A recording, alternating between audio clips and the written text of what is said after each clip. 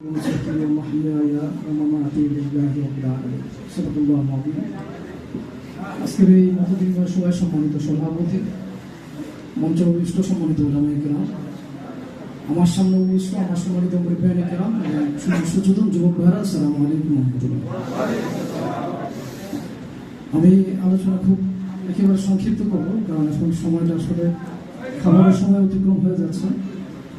আমি আমার পরিচয় এটুকু বলবো যে আমি ঢাকার স্থায়ী বাসিন্দা এবং ইসলামী আন্দোলনের মহতারাম আমি পেশা হুজুর কর্তৃক মনোনীত আপনার প্রতীকের প্রার্থী।